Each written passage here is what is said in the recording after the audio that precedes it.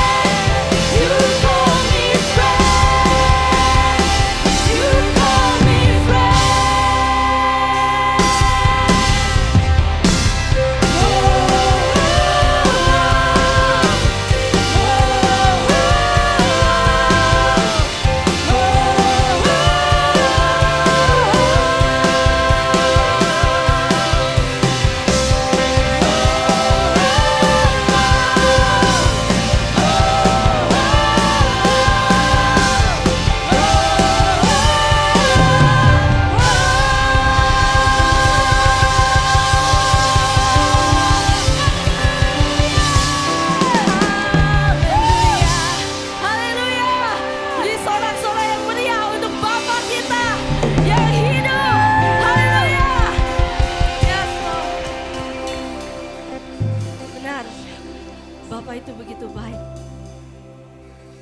Dia menganggap kita sebagai teman yang terdekat. Dia menganggap kita sebagai anak yang terindah. Thank you, Jesus. Bapa, Engkau sungguh kasih setiamu,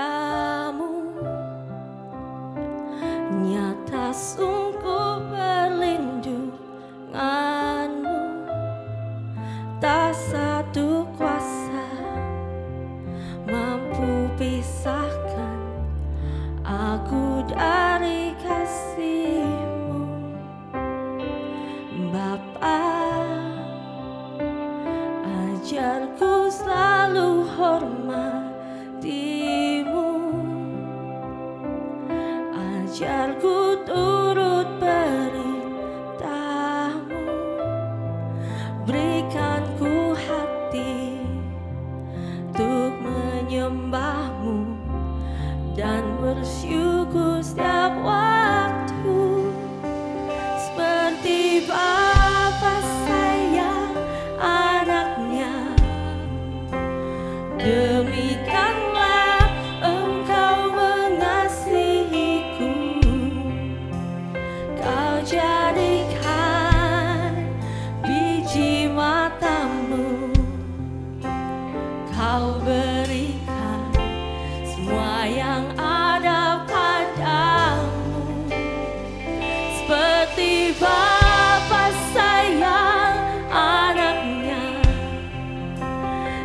Demikianlah kau menuntun langkahku, hari depan indah kau beri, rancanganmu yang terbaik bagiku. Yes Lord.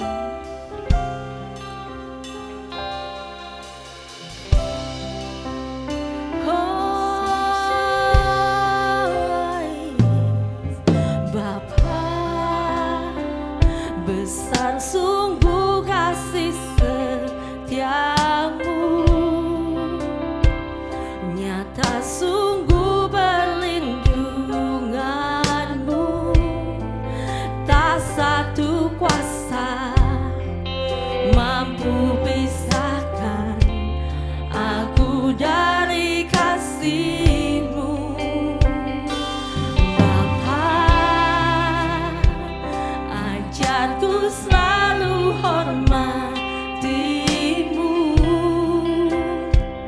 ajarku turut perintah-Mu, berikanku hati untuk menyembah-Mu dan bersyukur setiap waktu. Seperti Bapa sayang anaknya, demikianlah Engkau mengasihiku. Kau jadikan biji mata-Mu, Kau berikan semua yang ada padamu. Seperti Bapa sayang anaknya, demikianlah kau menuntun langkahku, hari depan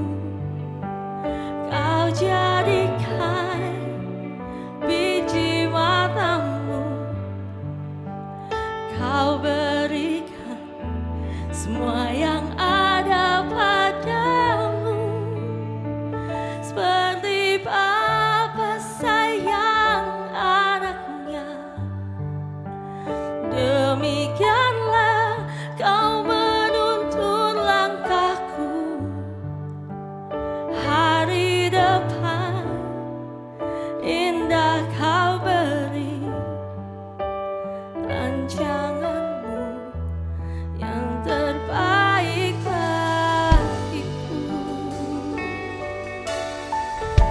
Terima kasih Tuhan. Oh, thank you Lord. Kami bersyukur Tuhan. Kami sangat bersyukur Tuhan mempunyai Bapa yang begitu baik. Yes Lord, yeah,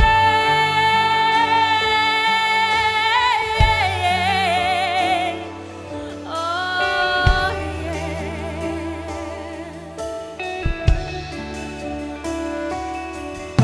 Dia begitu baik.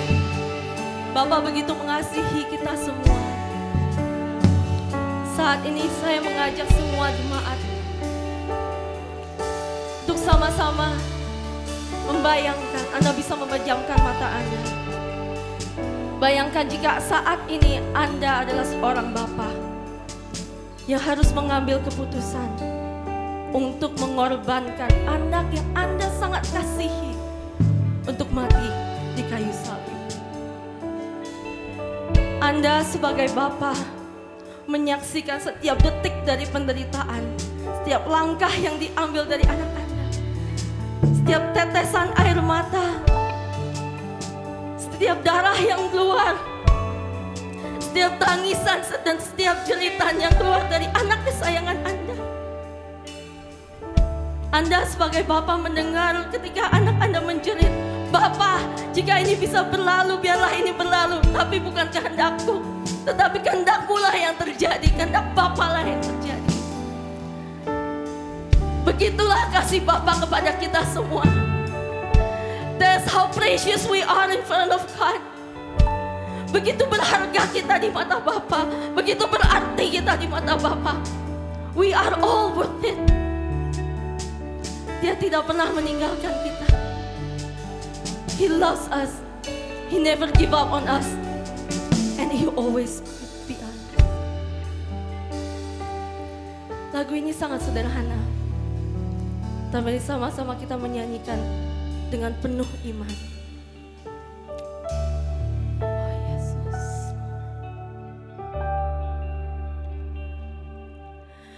Yesus sayang padaku.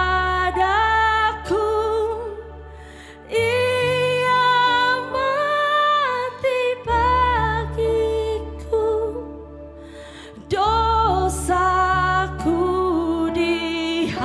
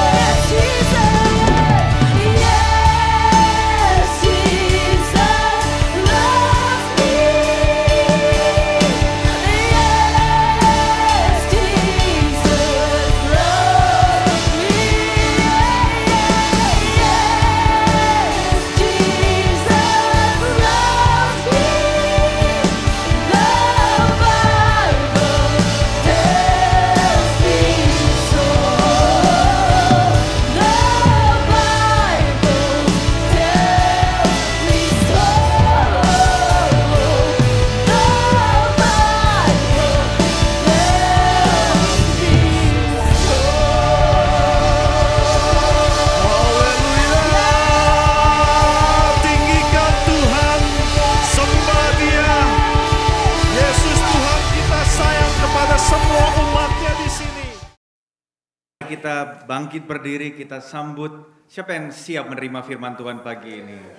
Mari kita sambut firman Tuhan melalui hambanya Denny Hermanus. Amin. Silakan saudara duduk. Silakan saudara duduk. Oke. Sini aja sih, tolong. Ya, thank you. Saudara siap dengar firman Tuhan? Sudah buka catatan? Sedang. Bilang kiri kanan buka catatan. Saudara yang punya iPhone, Note, Samsung Note, buka karena kita akan banyak dengar firman Tuhan. Amin.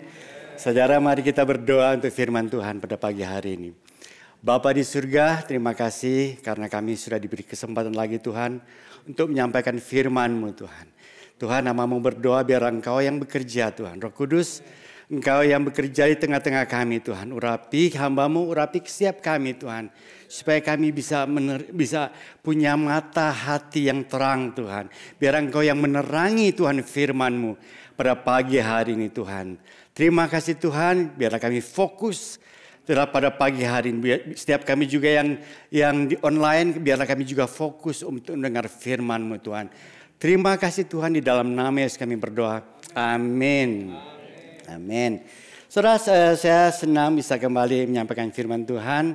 Dan selalu saya berulang-ulang katakan bahwa setiap kali saya sampaikan firman Tuhan, saya diberkati dahulu. Amin. Karena saya praktekkan dahulu. Dan saya mau setiap kali firman itu bukan cuma sekedar informasi yang kita dengar, tapi itu jadi bagian dan kita lakukan. Amin.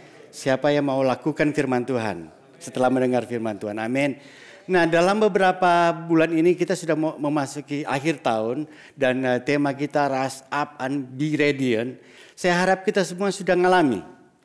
Ya, sudah ngalami dan setiap bulan itu ada tema-tema khusus. Tema-tema khusus dan saya mengucap syukur setiap tema yang disampaikan itu saya juga alami. Siapa yang alami? Misalnya position yourself to miracle. Ya, kita siapkan diri kita untuk mengalami mujizat. Dan saya percaya setiap kita sudah mengalami mujizat juga. Amin. Dan kita bisa firman yang lalu great reset. Siapa yang sedang melakukan great reset? Angkat tangan. Oke. Dan bulan ini kita berbicara tentang seeing eye. Saudara sekalian, saudara lihat gambarnya itu beautiful sekali ya. Bagus sekali. Ya, sebetulnya kalau saudara lihat gambar ini, saudara sudah dapat revelation. Karena dikatakan ada the power of vision ya, paling kiri, kanan di sini. The power of vision. Ya, saudara kalau punya visi, saudara akan bergairah. Orang yang nggak punya visi dia nggak akan bergairah. Tapi kalau saudara punya visi, ya punya keinginan, saudara ada order online Amazon, saudara belum datang, itu ada visi. Kalau cek sudah datang belum ini? Nah itu saudara bergairah ya. Ya itu karena saudara mengharapkan ada sesuatu yang akan datang di pintu depan. Itu visi. Ya, jadi ada pandangan ya. Tapi kalau kita punya visi besar mengenai karir, apapun juga atau sesuatu bisnis, kita punya visi itu akan terjadi. Saudara akan bergairah. Nah, dalam kehidupan kita itu kita perlu visi. Tanpa visi kita tidak akan bergairah. Oleh sebab itu bulan ini kita diingatkan lagi supaya kita punya visi. Dan di bawahnya itu how we see God and how we see ourselves. Nah, kalau kita lihat ini gambar ini aja, kalau kita bisa melihat siapakah Allah kita sudah mempengaruhi kehidupan kita. Dan kalau kita melihat siapakah kita dalam Tuhan, itu sudah mempengaruhi kehidupan kita.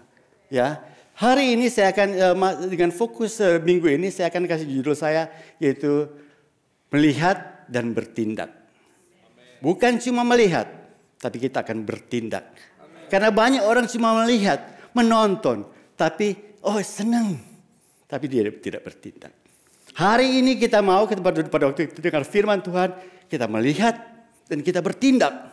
Nah, saudaraku di dalam Daniel 11 ayat 32b dikatakan, tetapi umatnya mengenal Allahnya akan tetap kuat dan akan bertindak. Nah, penting sekali itu kita itu mengenal Allah. Kalau kita mengenal Allah, kita akan tahu posisi kita. Dan pada tahu kita posisi kita umat yang mengenal Allah akan tetap kuat dan akan bertindak. Konteksnya di mana? Konteksnya pada waktu Daniel mendapat penglihatan ke depan, dia melihat ke depan, pada akhir zaman akan terjadi kemurtatan. Banyak orang akan ditipu dan mereka itu meninggalkan Tuhan. Tetapi firman Tuhan dikatakan kepada Daniel, ada orang-orang yang tetap mengenal Tuhan. Sisa-sisa, the remnant, dan mereka akan kuat dan akan bertindak. Amin. Saya harapkan kita itu orang sisa-sisa itu. Amin, saudara sekalian. Ya, bertindak di dalam bahasa Ibrani saya coba sebitas di dalam bahasa Ibraninya artinya itu to do, to work, to deal, to act, or to move. Atau dalam bahasa Inggrisnya melakukan, berurusan, bertindak, membuat sesuatu. Jadi orang yang mengenal Tuhan itu dia melakukan sesuatu. Dia tidak pasif. Dia melakukan sesuatu. Nggak orang-orang yang itu artinya, saudara sekalian, kembali. Orang yang bisa melihat mata, ya, dia bisa melihat, dia akan bertindak. Amin, saudara sekalian. Saya akan kasih ilustrasi tentang fotokopi. Siapa yang tahu fotokopi? Nggak ada yang nggak tahu fotokopi. Semua orang tahu itu teknologi yang lama. Ya, saya kasih gambarnya. Siapa yang pernah lihat fotokopi? Semua tahu ya. Tapi saya tahu, kalau saya lihat fotokopi, pada waktu apa yang saya lakukan? Saya taruh kertas, kemudian saya harapkan akan terduplikat kan? Pencet kopi keluar. Tapi saudara tidak tahu bahwa di dalam teknologi fotokopi itu teknologi yang terjadi juga pada waktu saudara scan atau saudara print, laser printing. Di dalam mesin itu ada teknologi fotosintesis, ada ada campuran daripada light, terang, dan juga elektrostatik. Jadi ada negatif, ada positif. Saya akan terangkan jelas kalau orang elektrikal tahu. Tapi yang pasti pada waktu kalau kita melakukan fotokopi itu ada terjadi sesuatu, yaitu cahaya, ada elektrikal, dan tiba-tiba keluar. Itu ada suatu proses. Dari sini saudara bisa lihat. Perlu cahaya, perlu mesin, perlu elektrikal, baru keluar. Nah sebetulnya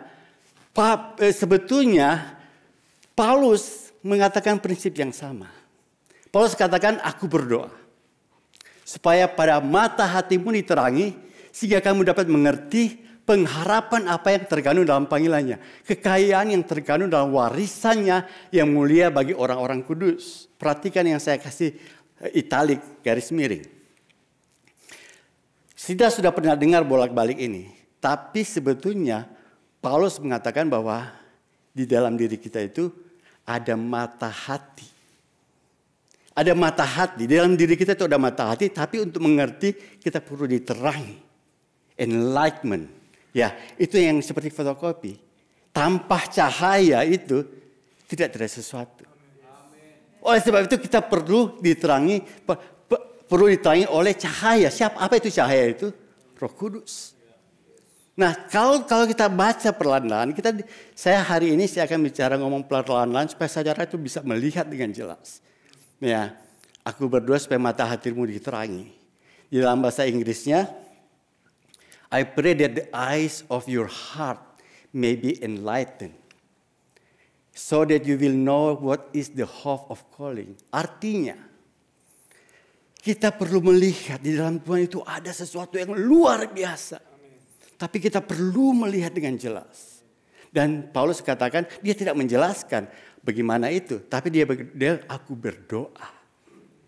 Karena yang untuk melihat dengan jelas itu, Roh Kudus yang ada dalam diri kita. Saya tidak bisa menjelaskan dengan secara detail, tapi Roh Kudus itu yang bisa menerangi kita. Amin, saudara sekalian. Ya. Jadi itu kalau kita menggambarkan seperti fotokopi itu ada mesinnya, ada cahayanya, ada printer, ada paper. Jadi itu firman Tuhan itu diperlukan, Roh Kudus itu juga diperlukan. Ada orang cuma mau dengar Roh Kudus, nggak mau baca firman Tuhan. No, kita perlu hardcore-nya.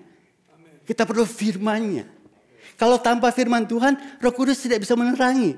Tanpa kita taruhnya namanya itu kertas untuk dikopi, tidak akan terjadi sesuatu. Walaupun cahaya datang, tidak terjadi sesuatu. Saudara mulai mengerti? Kita perlu baca firman Tuhan.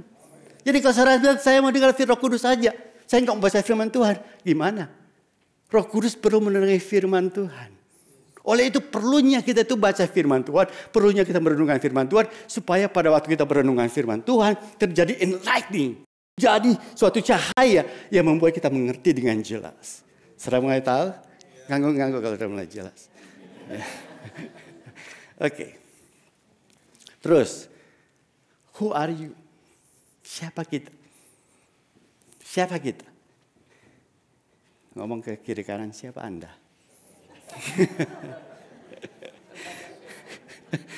Saudara sendiri tiap kali pada waktu saudara mungkin ada yang tanya, siapa Anda? Saudara bilang, I'm nurse, I'm engineer, I'm musician.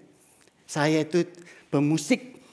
Saudara pada waktu saudara bilang siapa? Saudara mengsinonimkan dengan bahwa apa yang saudara lakukan. Nggak salah. Saudara bilang saya konglomerat. Wah, ya. Nggak apa-apa. Ya, saya ini businessman. Tapi bagaimana kalau bisnisnya sudah hancur? Jadi apa? Bagaimana konglomerat tiba-tiba bukan konglomerat lagi? Saudara nurse, bagaimana kalau saudara nurse tiba-tiba saudara ganti pekerjaan? Oh saya change, saya dulunya nurse, saya sekarang engineer. Jadi saudara itu tergantung apa yang saudara lakukan, tapi bukan itu yang Tuhan inginkan.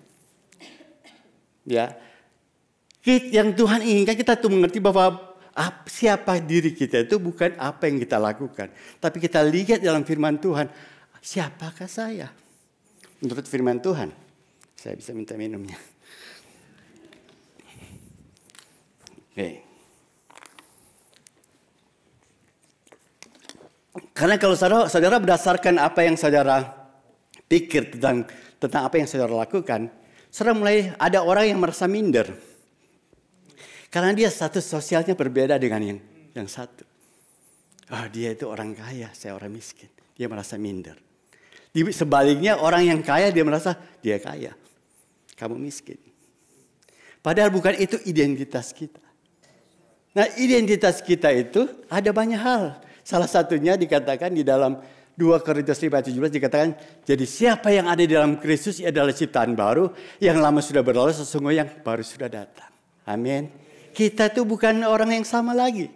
Nah, pada waktu saya terima Tuhan, tiba-tiba saya mengalami, saya berubah. Saya bukan lagi orang yang lama. Saya ciptaan baru. Saya dan kalau saudara dan ciptaan baru itu, saudara bisa lihat dalam firman Tuhan, apa benefitnya orang yang diciptakan baru. Itu ada perbedaannya. Oleh sebab itu saya akan bawa saudara beberapa firman Tuhan. Saudara bisa melihat bagaimana kita mengetahui siapa diri kita kalau kita lihat firman Tuhan. Bukan dari lihat kita sebagai apa yang kita lakukan. Karena firman Tuhan itu menggambarkan cermin. Kalau saudara nggak tahu ada sesuatu dalam muka saudara lihat di cermin. Oh ternyata saya berjerawat. Ya, karena saudara melihat cermin, ya. Nah, pada waktu saya melihat cermin, demikian juga untuk mengerti siapakah diri kita perlu firman Tuhan. Karena firman itu landasan kita. Nah, tanpa landasan firman Tuhan, orang akan melihat bahwa dirinya itu siapa. Nggak ada landasan. Kalau saudara sekarang memasuki di bank atau field profile, menaruh profile di mana melamar pekerjaan, akan ditanya saudara lahir apa? Perempuan atau laki? Lahirnya perempuan laki. Baru pertanyaan berikutnya, apa menurut saudara? Saudara laki-laki atau perempuan? Sudah ada, itu sudah normal. Karena manusia mulai bingung. Siapakah dia? Karena tidak ada landasan firman Tuhan. Tapi karena landasan firman Tuhan kita tahu siapa kita. Ya, saudara saya akan mempelajari, saya akan beberapa firman Tuhan dan saya akan baca perandaan dan saudara mulai tangkap dan biar Roh Kudus bekerja dalam diri kita. Ya, Kejadian 1:26 itu favoritnya Pastor Dion. Ya, berfirmanlah, baiklah kita menjadikan manusia menurut apa? Gambar dan rupa. Ini original. Ya, the first recipe daripada manusia itu. Manusia itu dia itu diciptakan serupa dan gambar daripada Tuhan itu sendiri. Bukan seperti binatang. Binatang nggak pernah Tuhan ngomong kayak gitu. Tapi manusia sekarang sudah menganggap dia sudah melihat dia itu bahkan sudah kalau binatang tahu lawan jenisnya. Sekarang banyak orang nggak tahu lawan jenisnya. Ya, nah kita diciptakan segambar dan rupa, ikon, se-image. Ya sebetulnya kita itu segambar dengan Tuhan. Kita punya power. Tapi karena kita jatuh dalam dosa itu merosot. Ya, di dalam Roma 3 ayat 9 dikatakan, jadi bagaimana? Adakah kita mempunyai kelebihan daripada orang lain? Sama sekali tidak. Sebab di atas telah kita tuduh baik orang Yahudi maupun orang Yunani bahwa mereka semua ada di bawah kuasa dosa. Kalau saudara mengerti firman Tuhan ini, saudara akan lihat ada perbedaannya sebelum saudara terima Tuhan dan pada waktu saudara terima Tuhan. Saya akan menjelaskan kenapa saudara mungkin pernah dengar, tapi di dalam Roma 3 ayat 9 saudara paling terakhirnya itu bahwa semua ada di dalam kuasa dosa. Apa itu kuasa? Apa itu power? Power itu kalau walaupun saudara ingin melakukan yang baik, saudara tetap melakukan dosa. Itu namanya kuasa dosa. Sebelum kita diterima Tuhan, kita di bawah kuasa dosa. Apapun yang kita lakukan, saya mau lakukan ini. Saudara tiba-tiba saudara melakukan dosa. Karena saudara ada di dalam kuasa dosa. Ya, dan upah dosa adalah maut. Jadi kita di dalam kuasa dosa dan kita juga ditakdirkan mati. Ya, tapi di dalam Roma 3:23 dikatakan karena semua orang telah berbuat dosa dan telah kehilangan kemuliaan Allah dan oleh kasih karunia telah dibenarkan dengan cuma-cuma karena penebusan dalam Kristus Yesus. Nah, saudara saya akan stop di sini. Saudara mau saya renungkan. Saudara banyak orang sering baca firman Tuhan bahwa kita sudah ditebus, tapi ada power di dalam penebusan dari Kristus Yesus. Saudara saatnya ada di sini. Tuhan ingatkan pada waktu, jadi saya lupa taruh di slide. Saudara bisa lihat dalam Kolose 2. Ya. Di Kolose 2, ya, ayat 6 sampai 15 itu berbicara tentang siapa kita pada waktu kita menerima Kristus Yesus. Ya. Saya baca ayat 6, Kolose 2 ayat 6. Saudara boleh buka, kalau saudara mau buka juga boleh, saudara bisa catat. Bahwa di dalam Kolose 2 ayat 6 dikatakan, kamu telah menerima Kristus Tuhan kita. Karena hendaklah hidupmu tetap di dalam Dia. Jadi kita perlu ada satu garis di mana kita perlu menerima Dia sebagai Tuhan. Jadi jelas mengatakan kita perlu menerima Yesus. Ya. Terus di dalam saya jumping, saudara bisa baca Kolose 6 ayat 15, tapi saya baca aja yang 15 ya. Ya, saya baca ayat 13 sampai 15. Kamu juga Kolose 2 ayat 13 sampai 15. Kamu juga meskipun dahulu mati oleh pelanggaranmu dan oleh karena tidak disunat secara lahiriah telah dihidupkan. Allah bersama-sama dengan Dia sudah Ia mengampuni segala pelanggaran kita dengan menghapuskan surat hutang oleh ketentuan hukum mendakwa dan mengancam kita. Dan ditiadakannya dengan memakukannya pada kayu salib. Yang 15 ini yang saudara perhatikan. Ia telah melucuti pemerintah, penguasa-penguasa. Dan menjadikan mereka tontonan umum dengan kemenangannya atas mereka. Siapa yang pernah baca ayat ini? Ayat ini berbicara tentang pada waktu di zaman dahulu dalam zaman Romawi, kalau mereka itu mengalahkan musuh, ya mereka kan Romawi kan itu kan superpower, mereka mengalahkan kerajaan-kerajaan dan biasanya setelah mereka mengalahkan musuh, mereka itu akan taruh di jalan, orang-orang ditelanjangi dan menjadi tontonan. Ini orang-orang yang kalah. Dan firman Tuhan, Paulus berkata bahwa Yesus telah melucuti musuh. Dan menjadikan secara spiritual, iblis itu sudah dilucuti. Secara alam roh itu dia sudah ditelanjangi. Dan dia sudah dikalahkan. Amin.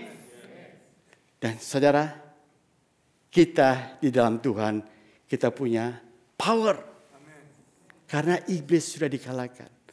Jadi saudara sekalian, kalau saudara bisa melihat bagaimana Kristus itu, ya dia Allah, dia itu sebetulnya manusia, ya dia lahir sebagai manusia. Dia persis, firman Tuhan katakan dia itu melecuti, dia apa istilahnya itu melepaskan haknya sebagai Tuhan dan menjadi manusia. Manusia persis kayak kita. Tapi pada waktu dia mati, ya, dia dibangkitkan, dia menjadi Tuhan dan Kristus. Dan dia katakan, barang siapa percaya kepadaku, dia selamat. Yohanes 3:16.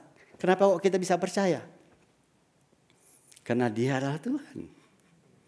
Dia penguasa. Kalau presiden katakan, barang siapa percaya kepadaku, ya kalau dia datang di rumah, saya akan kasih misalnya 1 miliar. Misalnya, ini misalnya. Saudara percaya enggak? Ya karena dia presiden. Tapi Yesus Kristus dikatakan dia adalah raja. Dan dia katakan, barang siapa percaya kepadaku, dia tidak binasa. Dia akan beroleh kehidupan yang kekal. Siapa percaya?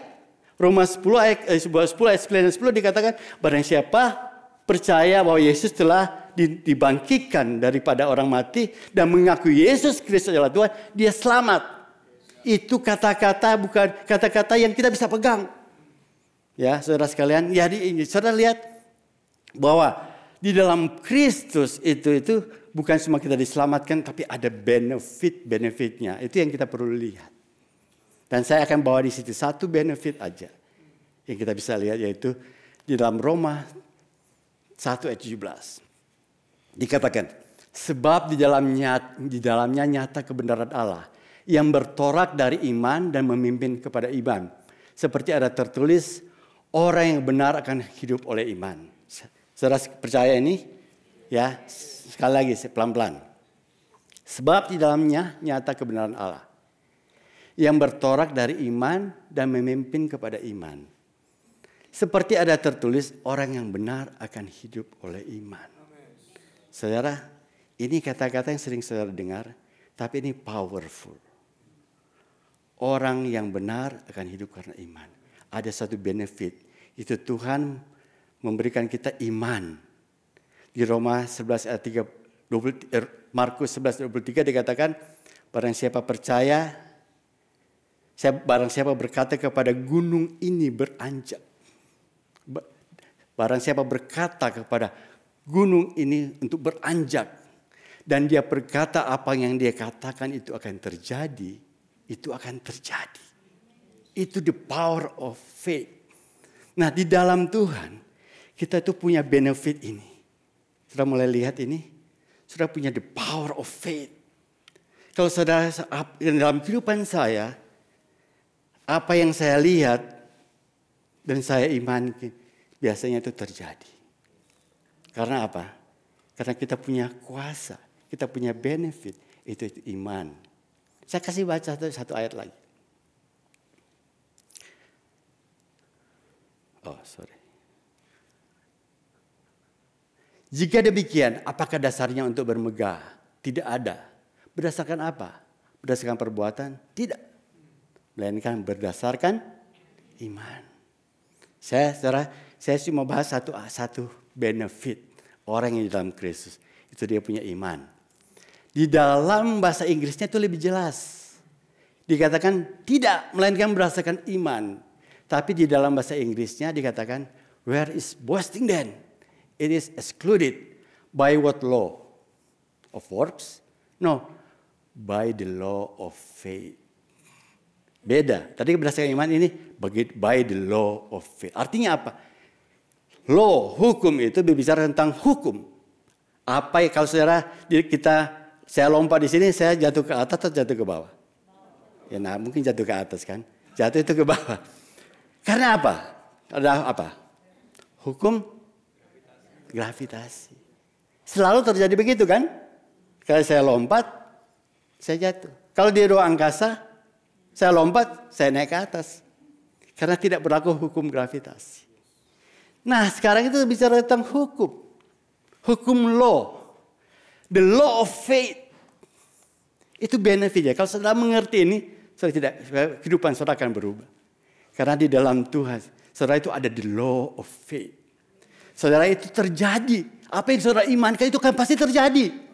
Kalau saudara tinggal di dalam Dia, minta saja apa yang Dia inginkan, itu akan terjadi, firman Tuhan dikatakan. Itu the law of faith. Nah, saudara, itu perlu dipraktekkan. Nah, saudara, dalam kehidupan saya mempraktekkan ini, the law of faith. Apa yang saya imani bukan terjadi seperti apa yang saya bayangkan, bahkan lebih daripada saya bayangkan. Amin. Siapa yang alami ini? Karena saudara mengalami yang namanya itu the flow of faith. Nah, saya kasih summary di sini. Ya, cukup besar enggak? Saya kasih summary di sini. Siapa kita? Who are you? Kita itu tergantung kita. Tergantung kita. Siapakah kita itu? Saudara sendiri yang ngomong. Saudara di mana? Ya, saudara sudah ditebus di tengahnya atau saudara di belakangnya? Saudara masih belum ditebus, belum menerima Tuhan. Saudara masih di bawah kuasa dosa. Tapi kalau saudara sudah di sebelah kanannya, saudara sudah menerima Tuhan, sudah menjadi ciptaan baru, itu ada perjalanan iman. Amin. Ada di mana saudara mungkin yang Tuhan katakan masih bayi, tapi saudara sudah ditebus. Masih bayi, ya masih nangis-nangis. Siapa yang masih nangis-nangis? Ya. Masih nangis-nangis, sedikit-sedikit nangis, sedikit rewel. Ya masih bayi. Tapi kalau sudah 20 tahun bayi-bayi, nah itu sudah nak lucu lagi. Ya. Nah, saudara siapa saudara? Siapa saudara? Apa saudara masih bayi? Atau mungkin sudah meningkat? Saudara sudah kanak-kanak. Sudah bisa makan sendiri, sudah baca firman sendiri, tapi masih suka tersinggung. Nah, itu masih kanak-kanak. Firman Tuhan katakan kalau saudara di dalam saudara masih terjadi perpecahan, saudara masih kanak-kanak. Itu jelas dikatakan. Siapa saudara? Who are you? Masih suka bertengkar di Kersel? Masih kanak-kanak. Ya. Saudara perlu melihat siapa saudara. Atau mungkin saudara sudah adult. Sudah perjalanan maju ke depan. Saudara sudah punya responsibility. Sudah tahu makan sendiri. Saudara sudah tidak perlu disuap-suap lagi. Saudara sudah berfungsi.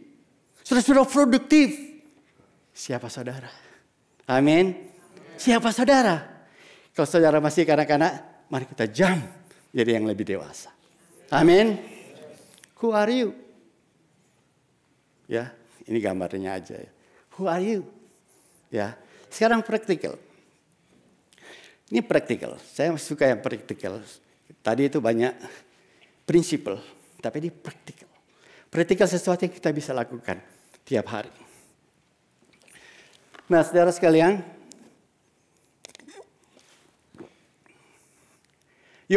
Yakobus 2:23, Yakobus, James, ini orang yang praktikal. Dia katakan demikian. Kamu lihat bahwa iman bekerjasama dengan perbuatan-perbuatan. Dan oleh perbuatan-perbuatan iman itu menjadi sempurna. Dan saudara bisa baca yang lainnya. Iman tanpa perbuatan adalah mati. Ya, artinya apa? Saudara beriman. Tapi saudara enggak menuju apa yang saudara imani. Itu enggak sempurna. Nah yang saya praktikal, yang saya lakukan itu. Saya beriman sesuatu. Tapi saya kerjain. Ya, kalau saudara bisa mau naik kelas, saya beriman untuk naik kelas, saudara nggak belajar. Nah akan terjadi, saudara sekalian, itu iman itu mati, beriman tapi mati. Karena apa? Nggak ada sesuatu yang. Jadi kalau kita beriman sesuatu, kita haruslah kerjain. Dan kalau kita kerjain itu iman jadi sempurna. Karena Tuhan itu akan menolong kita. Dia akan bekerja melalui apa yang kita imani. Saudara mulai tangkap? Jadi saudara sekalian, saudara mau iman saudara sempurna, lakukan. Saudara mau bisnis besar, dia mau lakukan bisnis yang besar, saudara nggak bisa diam-diam. Saudara harus belajar, saudara harus lakukan bagian saudara. Dan iman itu menjadi sempurna. Amin. Itu namanya itu praktikal. Ya. Nah, saya sharing sedikit. Dalam kehidupan saya itu, namanya itu strategi of life. Dalam kehidupan saya. Nah, kira-kira 35 tahun yang lalu, saya ada satu buku yang saya baca, namanya itu Strategy of Life. Nah, Strategy of Life itu dia katakan bahwa kita itu perlu yang namanya itu, kita perlu visi. Semua orang punya visi kan, saya katakan tadi. Mission, tapi dia perlu prioritas. Dia perlu plan. Mungkin kok plan sih? Plan itu untuk membuat, supaya kita itu nggak ngawur, istilahnya orang Surabaya. Ya, karena kita punya arah kehidupan kita. Saya kasih contoh yang praktis. Saya salah satu contoh. Saya mau berdoa. Saya mau lebih banyak berdoa. Berapa banyak saudara mau banyak berdoa? Ayo, berapa banyak? Itu abstrak. Saudara harus bikin sesuatu yang lebih konkret, yang bisa diukur. Saya mau berdoa 10 menit tiap hari. Itu ada ukurannya. Itu namanya praktis. Kalau enggak saya itu, saya mau jadi ibu rumah tangga yang baik. Ibu rumah tangga yang baik gimana? Ya mungkin saudara pikir lebih baik, belum tentu suami saudara berpikir itu baik. Saudara harus ada praktikalnya. Ya, misalnya saya tiap hari mau bilang I love you. Ya mungkin tiap hari, ada tiap hari, ada yang sesuatu yang diukur. Ya. Tapi kalau tiap hari istri saya misalnya ngomong, ya I love you, saya bilang, ada apa ya? Nah ini just jogging. Maksudnya itu ada sesuatu ukuran. Nah misalnya saya praktekkan demikian. Kalau saya belajar sesuatu, ya ini praktikal. Saya mau lulus saya mau belajar tentang suatu skill. Saya akan tetapkan tiap hari 1 jam, saya akan belajar ini. Itu namanya praktikal. Saya belajar ini, saya beriman pertama. Saya praktikal tiap hari dan itu akan terjadi. Itu yang sempurna. Saya bicara soal praktikal di sini. Amin, saudara sekalian. Kalau enggak, saudara itu akan terjebak tiap hari. Saudara punya mimpi, sudah punya rencana, tapi tidak pernah terjadi karena saudara tidak put in practical. Sesuatu yang bisa diukur. Itu saya punya sharing kehidupan kita. Nah, di dalam Filipi 2 ayat 23 dikatakan, karena Allah lah yang mengerjakan di dalam kamu kemauan maupun pekerjaan menurut kerelaannya. Artinya apa? Di dalam diri kita itu ada Tuhan, ada Roh Kudus. Dia yang akan bekerja. Dalam diri kita, apa yang kita lihat, apa yang kita rencanakan. Before saya mundur ya sebentar. Saya taruh ada prioritas. Pertama saya punya visi, saya punya prioritas, saya punya plan. Prioritas itu artinya itu untuk membatasi kita terlalu banyak ide. Saudara ada 20 ide yang saudara melakukan, nggak ada satupun yang saudara lakukan. Saya mau lakukan ini, saya mau ini, saya mau ini, saya mau ini. Dulu saya di SMA gitu, saya mau belajar, saya bawa buku banyak sekali, bawa tebel-tebel, saya mau. Tapi satu hari nggak pernah saya baca. Too much. Tapi saya saudara taruh prioritas. Kalau saudara tahu di mana yang lebih penting, itu namanya prioritas. Kalau tidak, saudara akan terjebak melakukan sesuatu yang strukturnya tidak priority. Misalnya hobi atau Korean drama misalnya. Ya, nggak tahu siapa yang priority. Saya terus terang saya nonton Korean drama. Ya di sini ini saya tahu. Tapi setelah saya lakukan segala sesuatu, ya ada waktu saya bisa nonton sama istri saya. Artinya apa? Ada prioritasnya. Saudara sekalian. Nah, saya mau selesai. Ini yang terakhir. Karena Allah lah yang mengerjakan di dalam kamu baik kemauan, pekerjaan, menurut kerelaannya. Ya saudara sekalian, firman Tuhan. Saya kenal lebih panjang. Tapi mari kita merenungkan apa yang sudah kita dengar tadi. Ya, mari kita berdiri. Saya undang pemusik untuk maju dan kita mulai hampiri Tuhan. Saya mau izinkan kita itu bekerja, kita nyanyikan lagu tadi yang lagu Bapa. Dan saya mau hari ini kita itu biar Roh Kudus yang bekerja. Ya, saudara sudah melihat dan mulai bertindak. Ya, Mari kita hampiri Tuhan. Kita berdoa, kita menyanyi lagu ini. Kita mengasihi bagaimana Allah itu. Allah yang baik, Allah yang mengasihi kita. Silakan.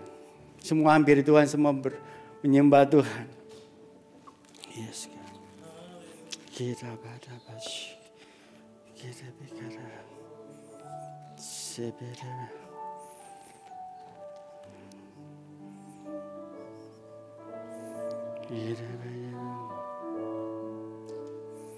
Yes, God.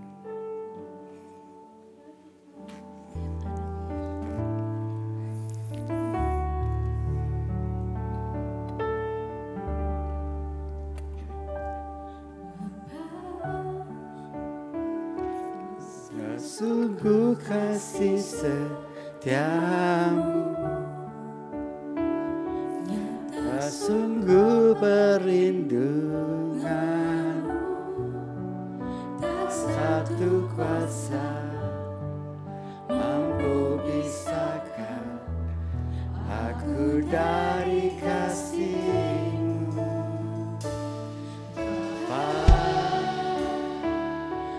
Ajarku selalu hormati-Mu, ajarku turut perintah-Mu. Berikan ku hati untuk menyembah-Mu dan bersyukur setiap waktu. Seperti Bapa sayang anaknya, demikianlah Engkau mengasihiku. Kau jadikan biji matamu, Kau berikan semua yang ada padamu. Seperti Bapa sayang anaknya, demikianlah Kau menuntun langkahku. Hari depan indah Kau beri, rancangan-Mu yang terbaik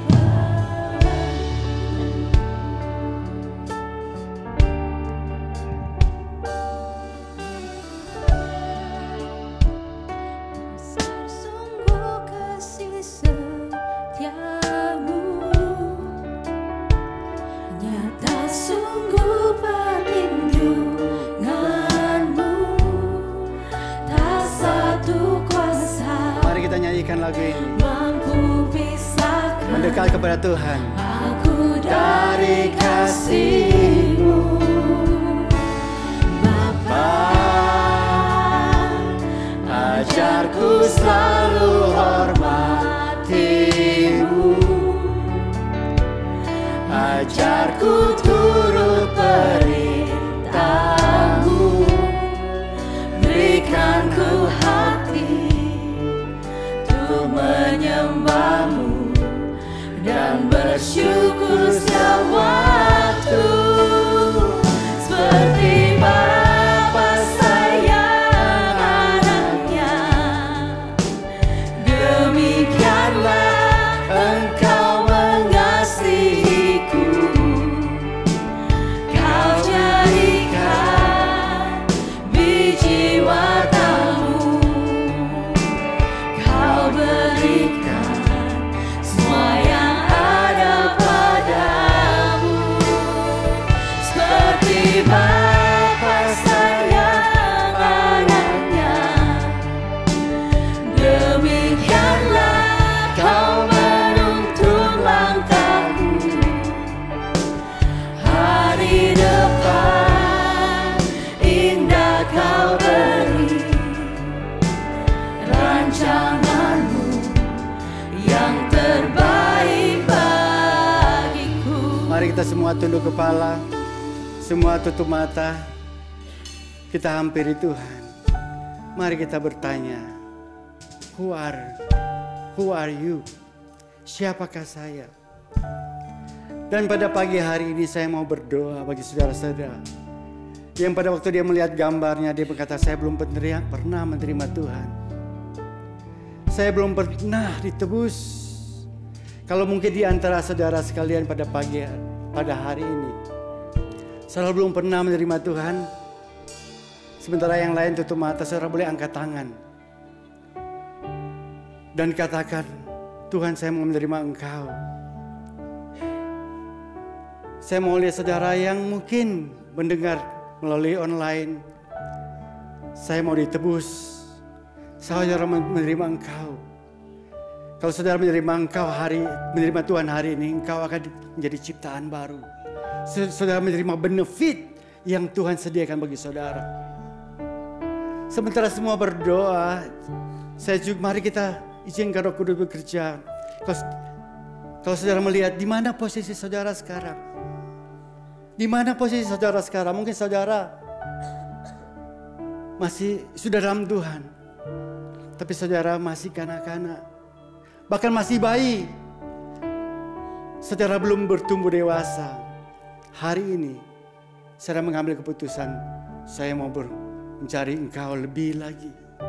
Saya mau mendengar firman-Mu lebih lagi. Saya mau luangkan waktu lagi untuk mendengar firman, untuk membaca dan merenungkan firman Tuhan. Biar firman itu membuat saya itu bertumbuh lebih mengenal Engkau. Kalau saudara, angkat tangan saudara yang saya mau mengambil keputusan, saya mau lebih mengenal Tuhan.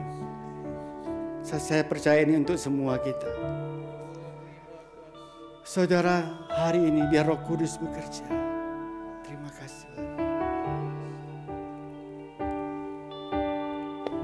Terima kasih Tuhan buat setiap hati yang respon terhadap firman Tuhan. Terima kasih Tuhan, Matius 7 mengatakan setiap orang yang mendengar perkataan Tuhan dan respon dan melakukan seperti orang yang bijaksana yang membangun rumah di atas batu. Pada saat tantangan hidup datang, dia tidak akan runtuh. Saudaraku, siapa di sini yang diberkati Tuhan pagi ini? Siapa yang berkata, ya Tuhan, saya mau Tuhan. Saya diingatkan waktu Pak Denny tadi menyampaikan tentang fotokopi, saudara. Anda tahu nggak, di dalam fotokopi itu perlu ada originalnya dan yang hasilnya adalah sama seperti originalnya. Kita harus bisa melihat Tuhan Yesus. Siapa yang percaya bahwa Anda diciptakan sesuai dengan gambar dan rupa Allah? Saat kita itu bisa melihat Tuhan Yesus seperti apa, Dia berkata, kamu akan hidup seperti aku. Amin.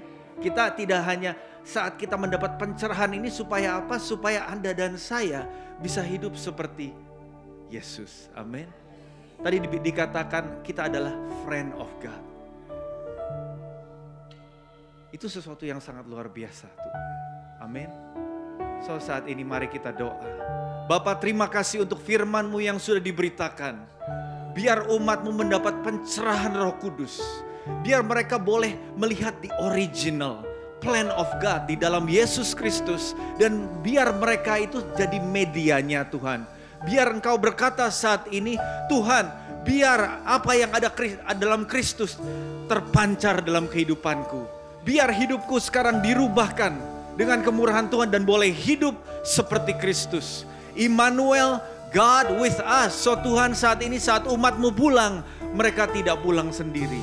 Tapi mereka pulang beserta roh daripada Tuhan Yesus sendiri. Beserta penyertaan Roh Kudus. Dan biar Engkau berkati umat-Mu Tuhan. Apa yang dilakukan berhasil buat kemuliaan nama Tuhan Yesus. Yang percaya katakan amin. Tuhan berkati Anda.